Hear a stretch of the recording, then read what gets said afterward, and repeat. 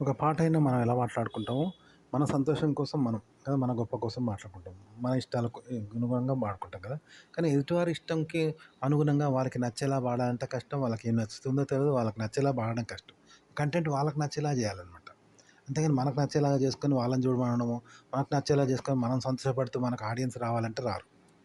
ఒక కంటెంట్ ఎలా రాయాలి? ఒక కథ రాయాలి, ఆర్టికల్ ఎలా రాయాలంటే, ఇప్పుడు మనం ఒక వ్యక్తిని ఇంకో వ్యక్తి చంపుతాండు. ఎందుకు చంపుతాండు? వాని పగబడి వాడు ఉరుకుతాడు తప్ప, పబ్లిక్ కోసం ఏదైనా పోటా కాదు. కదా! ఇద్దరు కొట్లాడుకుంటాండ్రు అంటే ఆవేశం వచ్చి కోపం వచ్చి కొడతారు తప్ప, జనం చూడాలని కాదు, ఫైటింగ్ చేయాలని కాదు. వాళ్ళు కోపం వచ్చి వాడిని కొడతారు, వాని కోపం వచ్చి వీడు కొడతాడు. ఇట్లా ఒకరినొకడు కొట్టుకుంటా ఉంటారు. అదే ఇప్పుడు జనం చూస్తారు. అంతేగాని జనం కోసం కొట్లాడరు కదా!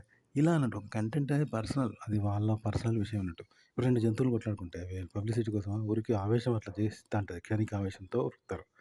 ఒకరికొకరు కొట్లాడుకుంటా ఉంటారు. క్షణిక ఆవేశంతో దాడులు చేసుకుంటా ఉంటారు. విచక్షణ కోల్పోయి. అయితే అది ఇప్పుడు ఆటల పోటీ ఉన్నది. పబ్లిక్ కోసం అది పబ్లిక్ షో కదా! జనాల కోసం మనం దేశాన్ని గెలిపించాలని వీడు, వాళ్ళ దేశాన్ని గెలిపించాలని వాడు. ఇలా పోటీ పడుతుంటారు కదా! ఒక రకంగా ఇది ఫన్నీ లాగా ఉంటది కదా! పోటీ పడుతుంటారు ఇట్లా. అయితే ఈ పర్సనల్ గొడవలు, ఫైటింగ్‌లు ఉంటాయి చూసినావా? దీన్ని జనం చూస్తారు గానీ, జనం కోసం కొట్లాడరు. అయితే ఈ పర్సనల్ ఫైటు, ఆవేశపడు, దొంగతనం చేయాలనుకుంటాడు. జనం కోసం చేస్తాడా? పబ్లిసిటీ కోసం చేస్తాడా? వాని బుద్ధి, వాని స్వార్థం కోసం, వాని అవసరం కోసం దొంగతనం చేస్తాడు సీక్రెట్‌గా. కదా! అయితే ఇలాంటి పర్సనల్ విషయాలను ఇప్పుడు ఆటల పోటీలంటే పబ్లిక్ కోసం చేస్తారు కదా! పాకిస్తాన్, ఇండియా పోటీలు జనమంతా చూడాలని చేస్తారు కదా! జనం ముందు కుస్తీ ఫైటు అవన్నీ. ఆ విధంగా మార్ఫింగ్ చేస్తారంట.